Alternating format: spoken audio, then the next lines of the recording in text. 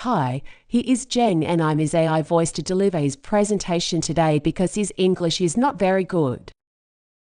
My project is about boundaries and the misuse of boundary spaces.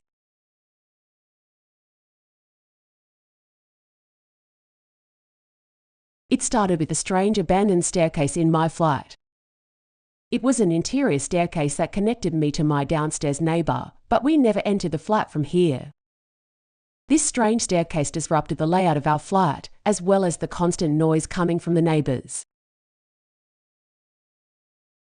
To accommodate this abandoned staircase, I created a series of devices that turn the staircase into some kind of musical instrument that can be attached to the handrail, placed in the corner of a staircase, or placed on the stairs. Afterwards, I created a link between them and a wonderful domino device emerged. They were eventually used as a sound puzzle against the noise generated by my downstairs neighbour. And I used comic and film to show how it worked.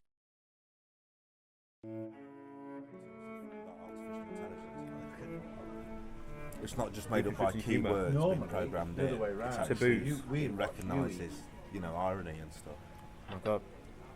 She's not going to slip out, is she? Yeah. We can get Dad an implant. On the Monty Python show, they have the notes that say... Sure they don't say knee? Rubbery. Yeah. They found some rubbery. Who was in it? Who was the main bloke? It was the one off Rocky Horror? Yes. Yeah. Tim something. Yeah, Ross Balding. I know what you mean. Ross. No. Tim Ross? No. No, it wasn't. It looks like Jeremy Dean. No, I know he's We didn't know it was. Step in terms of artificial intelligence. It's not just made up by keywords being step in terms of artificial intelligence. It's not just made up by keywords being Taboos.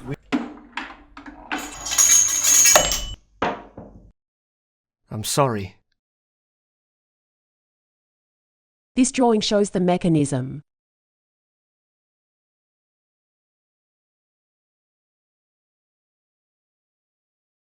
In the afterwards, I researched my flat further and I was surprised at the mess of my room. I never realised how messy I had made my home until I took the photos, even though I found the space very comfortable. The mapping allows us to see how my home is filled with different objects and the interior space is therefore no longer regular. This inventory shows the objects in my home. The misuse of space creates new ways of using it, as objects are organised in ways that turn steps into bins, sofa into bedside table, and stairwell into shoe racks. I have divided my flat into different areas according to common functions, and since I live with my girlfriend, I counted my use of the space with her and the movements that occur in it. This diagram shows how we create our own space by moving objects around at different times. Our territories occasionally overlap, and spaces in different functional areas are often changed by other functional objects. For example, my bedroom is turned into a study by my computer and files.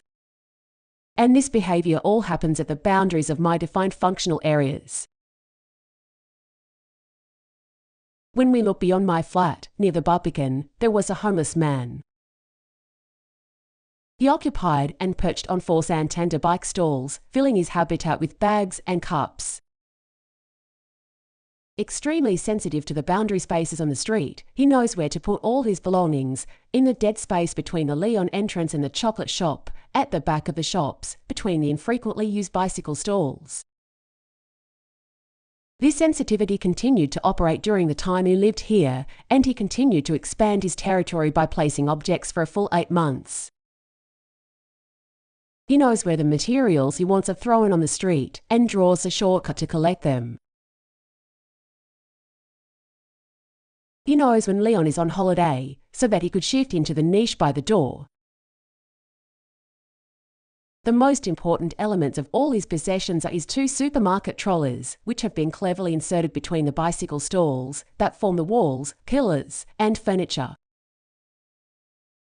Last month he was evicted by the police and, according to Leon's manager, he was asked to leave the area 8 months ago, but it took the city council a long time to deal with him. Recently he was seen at Farringdon Station and building a new territory with his trolleys there, and coincidentally, both Moorgate Station and Farringdon Station are on the boundaries of Islington Borough.